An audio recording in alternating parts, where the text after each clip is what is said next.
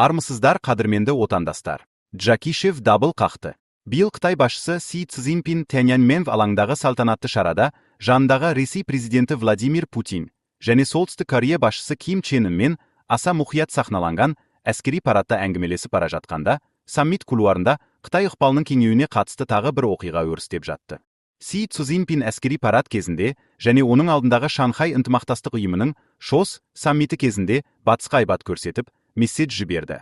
Ал Қытайдың ресми тұлғалары мен компаниялары орталық Азиямен миллиардтаған долларлық жаңа инфрақұрылымдық және технологиялық келісімдерге қойды. Бұған қоса, Қытай бизнесінің аймақта еркін жұмыс істеуіне бағытталған жаңа келісімдер жөнінде де жария етті. Халқым, егер сізде Джакишев сияқты Қытайдың астына жатуға қарсы боп, Тоқаевқа қарсы болсаңыз, лайк басыңыздар. Арнамызға жазылыңыз, ал біз жалғастырайық.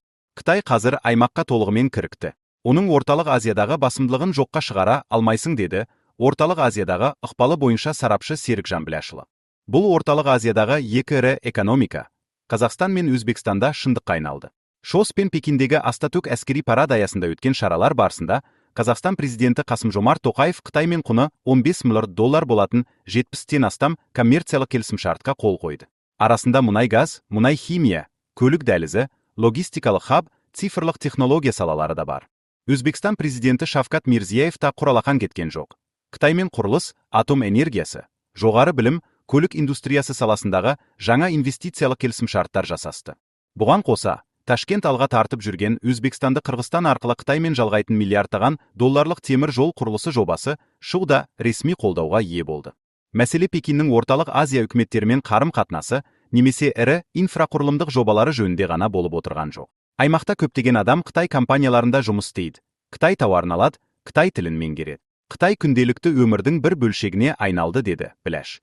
Атом энергиясы, құбыр және тағы басқа. Мұндай артып бара жатқан үрдіс Өзбекстан ұлттық статистика агенттігінің деректерінен де көрінеді. Оған сәйкес, 2024 жылы Өзбекстанда Қытай компанияларының саны ресейлік фирмалардың санынан асып түскен.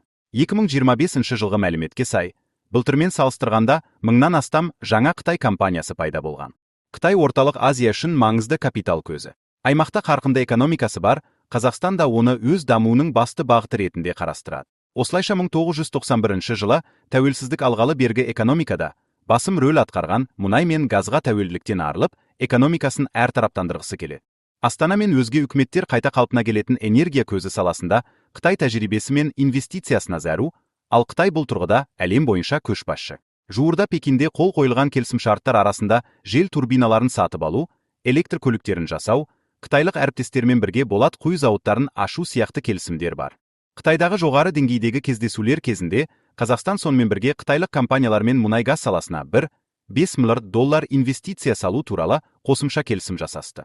Бұған Ақтөбе облысында карбамид шығаратын газ-химия кешенін салу бойынша Қытай ұлттық мұнай-газ корпорациясымен Hugdei жасалған құны 1 миллиард долларлық келісіммен Атырау облысында құны шамамен 500 миллион доллар болатын этан және пропан тасымалдауға арналған магистралды құбыр жүргізу туралы Қытай даму банкімен жасалған келісімдер де кіреді. 2 қыркүйекте Қытай ұлттық атом корпорациясының төрағасы Жигбе Шен Янфенмен кездесу кезінде Шавкат Мирзияев Қытай әлем бойынша өз ықпалын арттырғысы келетін сектор атом энергиясы саласындағы әріптестікті талқылады. Тараптар келіссөз барысында әріптестікті нығайтуды талқылады және Өзбекстан тау-кен өнеркәсібі және геология министрі Бобыр Исламов тау-кен өнеркәсібіне қатысты 13 жаңа келісімшарт жасасқанын мәлімдеді. Арасында құны 5 миллиард доллар болатын уран жобасы да бар. Өзбекстан маусым айында Ресейдің атом энергетика саласындағы мемлекеттік монополиясы Росатоммен елдегі 4 реактор құрылысының техникалық экономикалық негіздемесін жүргізу жөнінде қол қойған. Алайда халықаралық санкция ресейлік атом компаниясының болашағына селкеу түсірген және Ташкент бәлкім балама ретінде Қытайды қарастырып жатқан болуы мүмкін.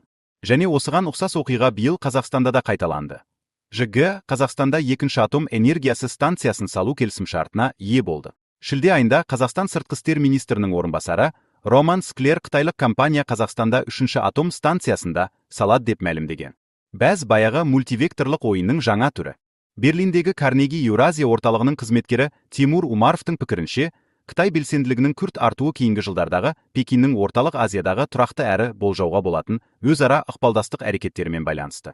Соның арқасында ол барған сайын маңызды экономикалық, ал қазір саяси ойыншыға айналды. Үкіметтер инвестиция тартып, жаңа қытайлық компанияларды жылы қабылдауға тырысып жатса да, Қытайға шамадан тыс тәуелділіктен қауіптенеді. Орталық Азия елдерінің стратегиясы азды-көпті тұрақталды, және олар Қытаймен қарым-қатынасты өзгертуге тырыспайды. Олар өздерінің бәз баяғы көпвекторлы сыртқы саясатын жалғастырып жатыр, деді сарапшы Азаттыққа. Бұл саясаттың мәні әріптестерді әртараптандыру талпынысында жатыр. Орталық Азия үкіметтері Еуропаның көбірек қатысуын құптайды және ақш-пен тұрақты қатынасты нығайтуға ұмтылады. Сәуір айында Өзбекстанда Орталық Азия және ЕО басшылары қатысқан ірі саммит өтті. Онда энергетика, минерал, транзиттік келісімдер талқыланды. Орталық Азия мен Қытай арасындағы екіжақты сауда үздіксіз артып келеді. 2024 жылы $94 миллиард болып, рекордтық көрсеткішке жетті.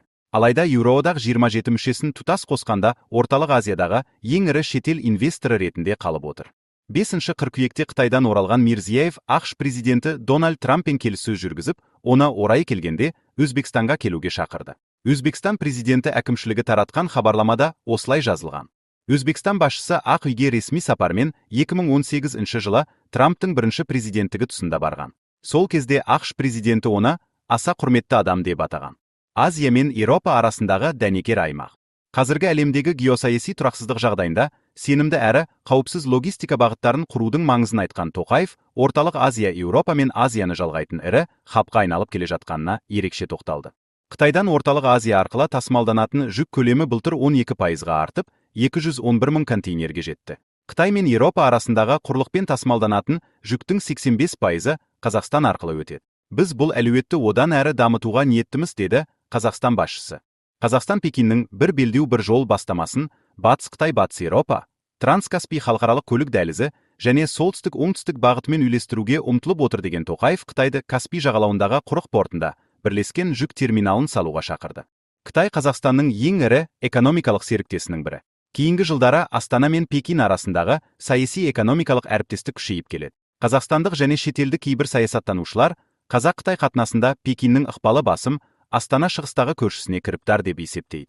Қытайдың Қазақстанмен шектесетін Шыңжаң аймағындағы 10-нан астам байырғы ұлттар арасында қазақтар халық саны бойынша алдыңғы үштікке енеді. Қазақстан билігі мен елдегі мемлекеттік басылымдар Шыңжаңда қысым көрген қазақтар тақырыбынан қашқақтайды. Астана оны Қытайдың ішкісі деп атаған.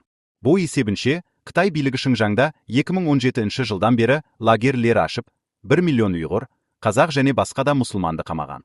Оларға Қытай заңдары мен коммунистік партияны дәріптейтін өлең жаттатқызып, Қытай тілін оқытқан. Зерттеушілер Пекин Шыңжаңдағы халық санын азайту үшін әйелдерді стерилизациялап, түсік жасатқанын мәлімдеген. Лагерден шыққан әйелдер ол жерде сақшылар зорлағанын, ал ер адамдар қамауда азапталғанын айтқан. Адам құқығын қорғайтын халықаралық ұйымдар мен батыс елдері Пекинді Шыңжаңдағы мұсылмандарға геноцид жасады деп айыптады. Қытай саяси лагерлерді кәсіпке баулу орталығы деп, ал Шыңжаңда жүргізіп отырған саясатын экстремизммен күрес деп атайды. Батыс елдері мен бұл өкілдерін Шыңжаңға кіргізуден бас тартқан Пекин мемлекеттік ақпарат құралдарынан Шыңжаңдағы бақытты өмірді көрсетуге тырысады. Лагерде болғандардың көбі діни сенім нанымы үшін намаз оқып, Құран сақтағанына бола қудалауға ұшырағанын айтқан. Ішінде Серікжан Біләшұлы секілді талай-талай қазақтар өте көп. Әлі де қандастарымызды әкетіп, өмірлерін бұзып жатыр. Қытайға құшақ жаймайық, қазағым. Қош, көріскенше.